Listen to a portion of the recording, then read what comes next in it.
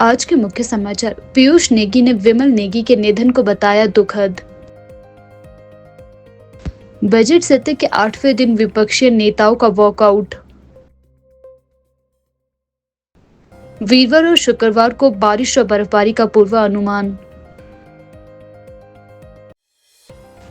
विमल नेगी पंचतत्व में विलीन। किसान रैली में गरजा किसानों का आक्रोश। हिमाचल में बागवानी मंत्री जगत सिंह नेगी ने जमीनी मामलों पर दी जानकारी। मेडिकल कॉलेज टांडा में छात्र के साथ रैगिंग। आशा वर्करों का सरकार के खिलाफ प्रदर्शन। अब समाचार विस्तार से। विमल नेगी के निधन पर उनके परिवार और मित्रों के बीच गहरा शोक छा गया है। उनके निधन की खबर से सभी हैरान और दुखी है। पीयूष नेगी ने इस घटना को बेहद दुखद बताया है और सरकार से इस पर तुरंत संज्ञान लेने की अपील भी की है। पीयूष नेगी ने कहा कि यह खबर मेरे लिए किसी सदमे से कम नहीं है। पीयूष नेगी ने कहा कि विमल नेगी हमेशा समाज और सेवा में अग्रणी रहते थे और उनका इस तरह से अचानक निधन हो जाना बेहद ही दुखद है।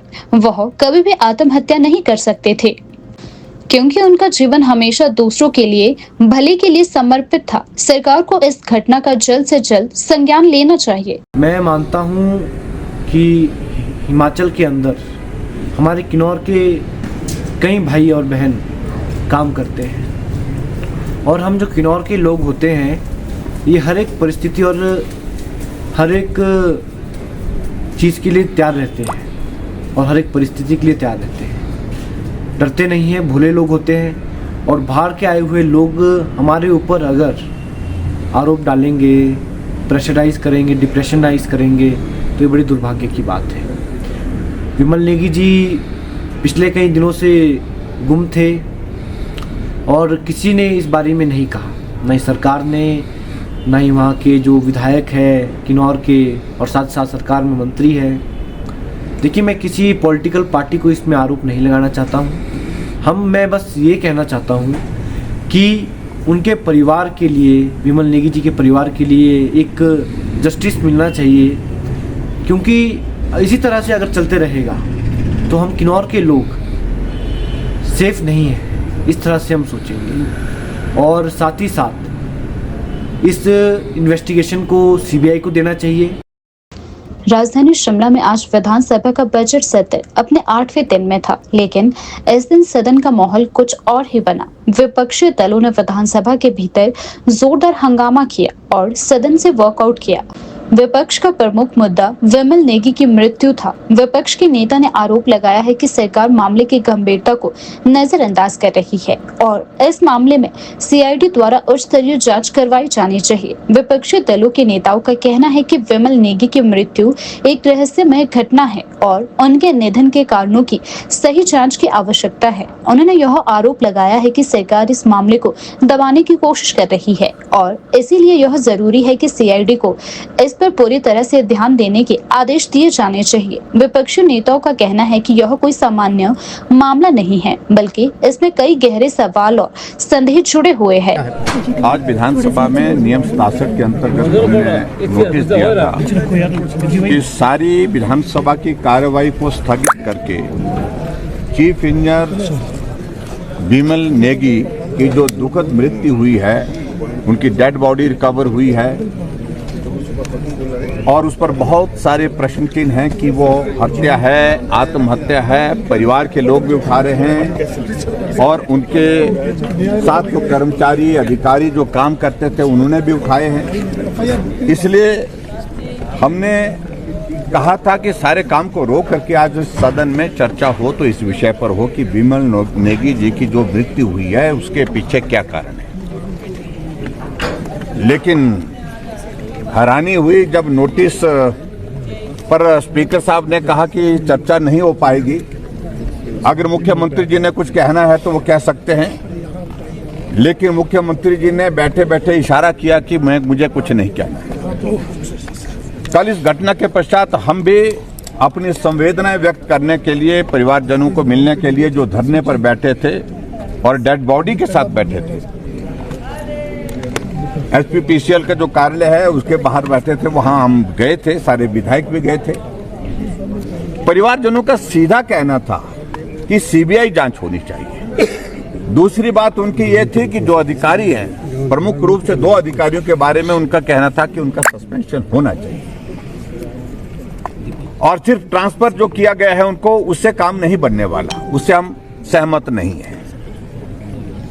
और उसके बाद उनके परिवारजनों से मिलने के बाद वहीं पर एसपी डीसी जो खड़े थे उनसे हमने बात कही कि गवर्नमेंट को आप ये जानकारी दीजिए कि परिवारजनों का ये कहना है, इस पर आप अमल करें, इस पर आप अपना जो स्टैंड स्पष्ट करें।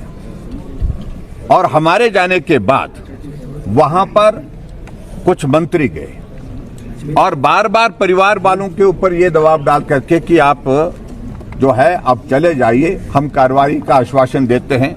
लेकिन परिवारजनों ने कहा कि नहीं, सारे मामले को लेकर के हम संतुष्ट नहीं जब तक कार्रवाई नहीं होती है।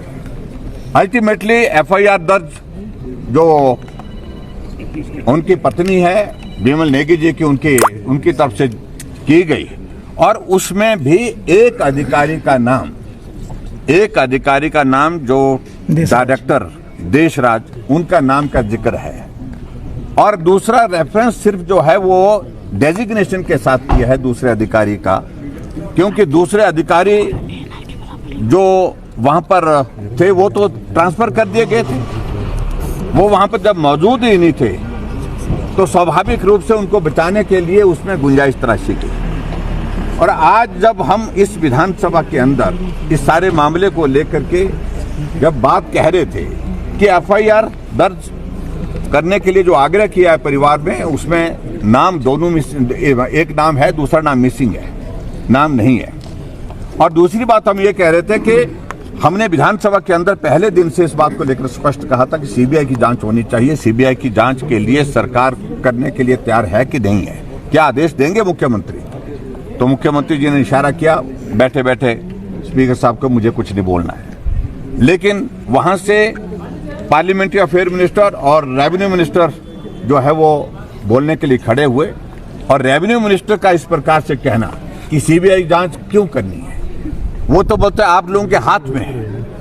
सीबीआई को कह रहे हैं जो देश की सबसे बड़ी इन्वेस्टिगेटिंग एजेंसी है उसको कह रहे हैं कि वो आपके हाथ में है। मैं समझता हूँ ये बहुत दुर्भाग्यपूर्ण है।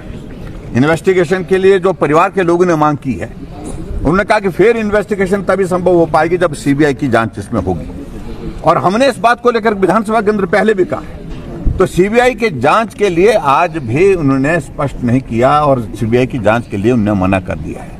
इसलिए हमने उचित समझा कि आज इस सारे विषय को लेकर के विधानसभा के अंदर नियम 67 के अंतर्गत काम रोको प्रस्ताव ला करके इसकी गंभीरता को समझते हुए हमको अपनी बात कहनी चाहिए। लेकिन दुर्भाग्य है अंत में जब मुख्यमंत्री खड़े हुए तो उनका पहला शब्द क्या था कि भारतीय जनता पार्टी को आदत पड़ी है बात का बतंगड़ बनाने की। हिमाचल प्रदेश के उच्च पर्वतीय क्षेत्रों में बुधवार को ताजा बर्फबारी हुई, जिसमें पांगी और अटल टनल रोहतांग प्रमुख रूप से प्रभावित हुए। राजधानी शिमला में हल्के बादल छाए रहे, जबकि प्रदेश के अन्य मैदानी क्षेत्रों जैसे बिलासपुर, ऊना, मंडी, कांगड़ा और हमीरपुर में धूप खिली रही और तापमान में बढ़ोतरी दर्ज की गई। राज्य के उच्च पर्वतीय क्षेत्रों में लाहौल स्पीति, किन्नौर, कुल्लू, चंबा और कांगड़ा के ऊंचाई वाले क्षेत्रों में वीरवार और शुक्रवार को भी बारिश और बर्फबारी की संभावना बताई गई है। इसके चलते किलाड़, लाहौल स्पीति राष्ट्रीय राजमार्ग सहित 126 सड़कें और 38 बिजली ट्रांसफार्मर ठप पड़े हुए हैं। पांगी में बुधवार सुबह 11 बजे बर्फबारी शुरू हो गई, जिससे 30 से अधिक मार्ग और 25 बिजली ट्रांसफार्मर बंद हो गए। कुल्लू और लाहौल स्पीति में भी दिन भर बादल छाए रहे। वहीं मनाली में सैलानी सोलंग नाला और धुंधी पहुंचे, जहां उन्होंने ताजी बर्फबारी का आनंद लिया। हालांकि मुख्य सड़कों के अलावा लाहौल स्पीति में 96 सड़कें बंद है और 13 बिजली ट्रांसफार्मर भी खराब हो गए हैं। Himachal Pradesh power corporation limited HPPCL के मुख्य अभियंता दिवंगत विमल नेगी का अंतिम संस्कार गुरुवार को निचार खंड के कटवाल में पूरे सम्मान और श्रद्धा के साथ किया गया। उनके निधन से पूरा क्षेत्र गहरे शोक में डूबा हुआ है। उनकी अंतिम यात्रा में हजारों लोग शामिल हुए जिन्होंने विमल नेगी अमर रहे के नारे लगाए और उन्हें श्रद्धांजलि दी। इस दौरान हर आंख नम थी। और लोग शोकाकुल थे, जो उनके साथ बिताए गए समय को याद करते हुए उन्हें अंतिम विदाई दे रहे थे। उपायुक्त किन्नौर डॉक्टर अमित कुमार शर्मा और एसडीएम नेचार नारायण चौहान प्रशासन की ओर से दिवंगत के घर पहुंचे और उन्होंने अपनी गहरी संवेदनाएं प्रकट की। उपायुक्त ने कहा कि जिला प्रशासन मृतक के परिवार को हर संभव मदद करने के लिए तैयार है, इस कठिन समय में उनके साथ है। प्राप्त जानकारी के अनुसार शिमला से विमल नेगी का शव सुबह 6 बजे कटगांव पहुंचा। शव के पहुंचने के बाद विभिन्न क्षेत्रों से लोग उन्हें अंतिम दर्शन देने के लिए पहुंचे। कटगांव में करीब 11 बजे अंतिम संस्कार किया गया। परिवार के लोगों ने राज्य सरकार से इस मामले की सीबीआई से जांच करवाने की मांग की है, ताकि एमडी और निर्देशक को कड़ी से कड़ी सजा दी जाए। शिमला के पुराने बस स्टैंड के पंचायत भवन से हिमाचल किसान समाज HKS द्वारा एक विशाल रैली निकाली गई। इस रैली में किसान और बागवानी उत्पादक अपने हक के लिए जमकर प्रदर्शन कर रहे थे। रैली ने विधानसभा के पास स्थित चौड़ा मैदान तक यह रैली निकाली, जहां धरना और प्रदर्शन का आयोजन भी किया गया। रैली में किसानों ने अपनी आवाज बुलंद करते हुए कृषि से संबंधित कई मुद्दों पर सरकार का ध्यान आकर्षित किया। इस प्रदर्शन के दौरान किसानों ने हमारा हक हमारा अधिकार जैसे नारे लगाए, जिससे सभा में जोश और आक्रोश का माहौल बना रहा। प्रदर्शनकारियों ने राज्य सरकार से तत्काल हस्तक्षेप की मांग की है और बागवानी क्षेत्र के किसानों को राहत देने की अपील की है। इस प्रदर्शन के दौरान मुख्यमंत्री सुखविंदर सिंह सुक्खू भी उपस्थित रहे। इनकी समस्या है। फिर हमने रेवेन्यू मिनिस्टर जगत सिंह जी के नेतृत्व में एक टीम बनाई है और मैं आपको ये कहना चाहता हूँ, यहाँ कानूनी अड़चन नहीं होती तो हमारी सरकार इस कार्य को कर देती। लेकिन हमने जैसे भी किसानों की बात सुनी, किसानों की जमीनें नीलाम हो रही थी, हमने उनको नीलामी से रोकने के लिए एक बजट में घोषणा की है। आप बागवानों की, क्योंकि सिंघा साहब, कंवर साहब, संजय जी मेरे को बार बार कहते थे, हम जो भी इसमें कानूनी रूप से आपकी सहायता करने की बात होगी उसमें हम खड़े होंगे। और जो नारे जो आप लगा रहे हैं कि आपको जगह मिलनी चाहिए, मैं उसका पक्षधर हूँ, मैं उसका विरोधी नहीं हूँ।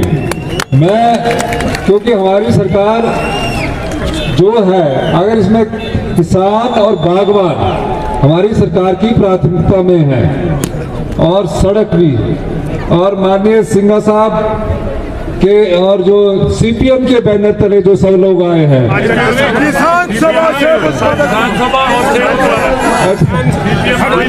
चलो किसान सभा, उसमें किसान सभा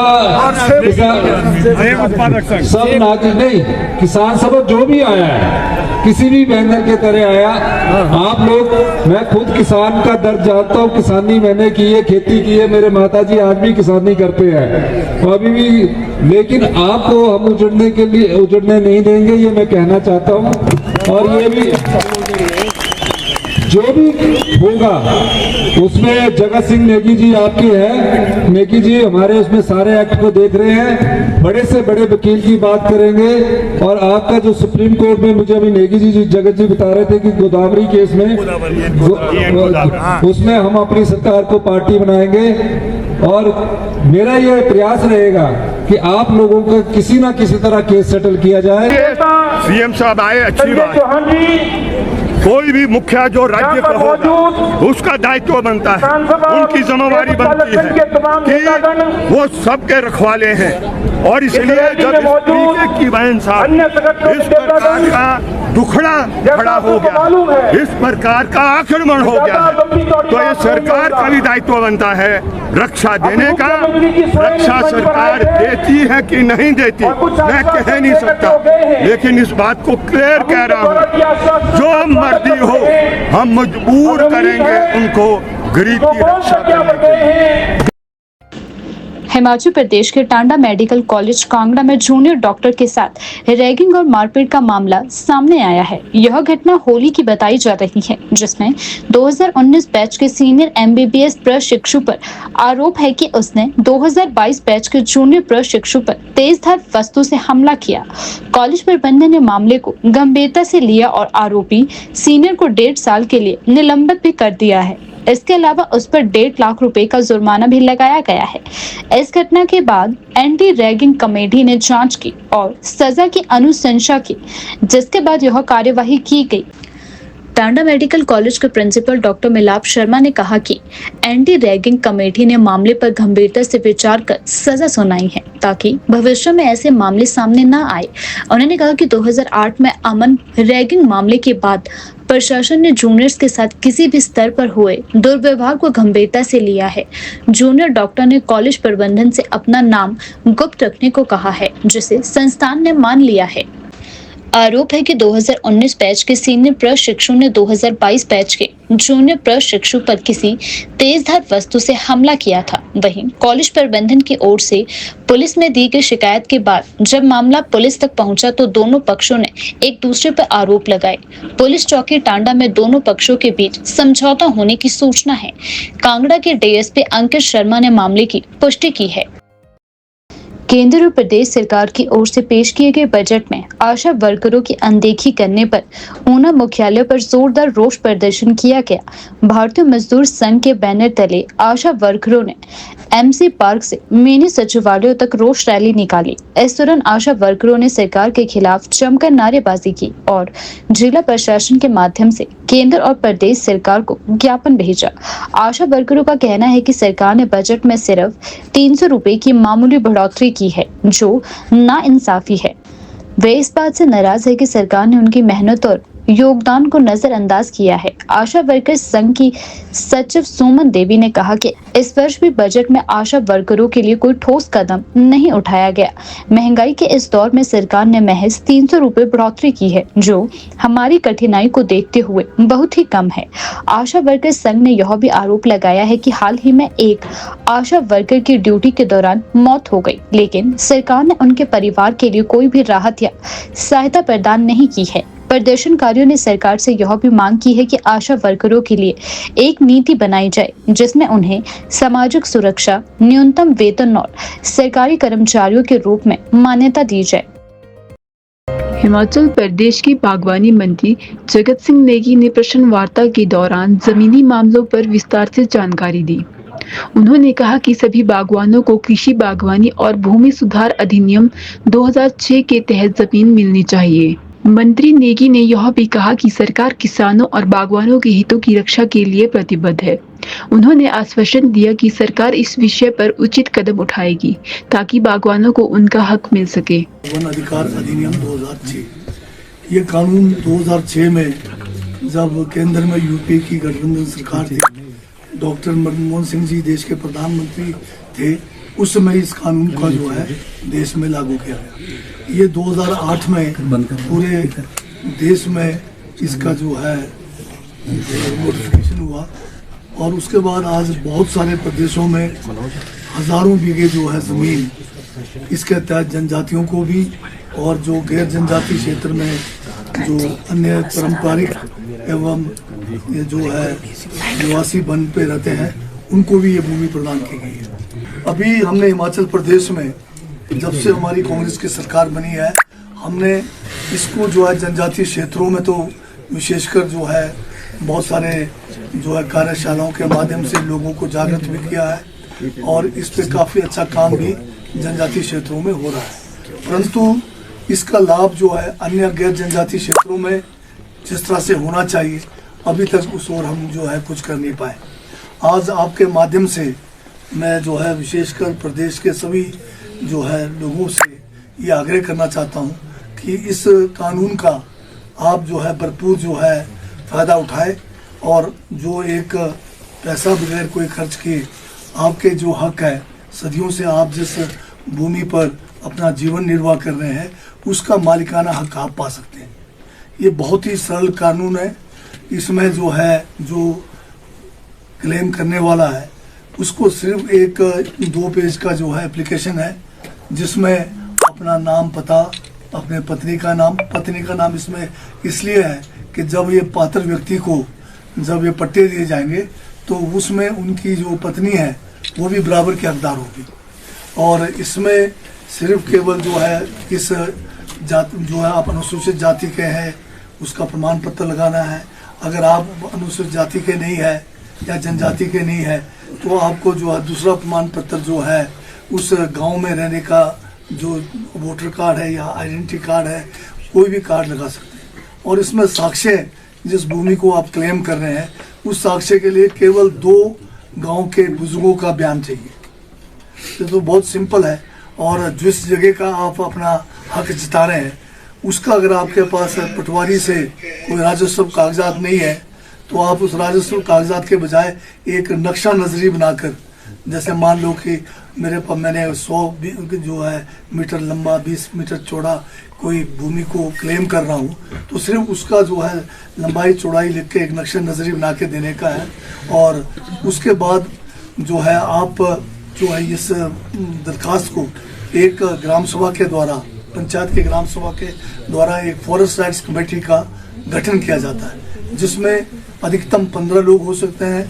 और उसमें जो है 1/3 15 में से जो है चुनकर महिलाएं होनी चाहिए। और इसका फॉरेस्ट राइट्स कमेटी का एक अध्यक्ष होगा, एक सेक्रेटरी होगा, बाकी मेंबर्स होंगे। इस कमेटी का काम है कि जो भी उनके पास क्लेमेंट्स के जो भी केसेस आएंगे उन केसेस को ये जो है फिर मौके पे जाकर रिपोर्ट तैयार करके ग्राम सभा को प्रेषित करना है। अब इनको मौके पे जाके जो रिपोर्ट तैयार करना है उसके लिए भी प्रपत्र बना हुआ है, फॉर्म बना हुआ है। उस फॉर्म के तहत उन्होंने सारी रिपोर्ट उसमें देनी है। इसमें पटवारी और जो हमारा वन अधिकारी होता है, फॉरेस्ट गार्ड, इनको भी इसमें जो है नंबर शामिल किया गया है। ये जो कमेटी जो बनाई गई है आपकी फॉरेस्ट राइट्स कमेटी, इस कमेटी के द्वारा एक लिखित सूचना जो है पटवारी और जो हमारा फॉरेस्ट गार्ड है उसको दी जाएगी। और वो जो है सूचना मिलने पर जो तारीख मुकर्रर की गई है उस दिन उनको अनिवार्य रूप से इस कमेटी के साथ जो है मौके पे जो प्रार्थी है उनके क्लेम्स को जो है मौके पे वेरीफाई करना होता है। इसमें अगर पटवारी या गार्ड किसी कारण ना आ सके उनको जो है रिटर्न में इस कमेटी को बोलना पड़ेगा। और अगर पटवारी कारण को जो है सूचना देने के बावजूद बिना कारण अगर गैर हाजिर रहेंगे तो 1000 रुपये तक इनको फाइन करने का भी प्रावधान है।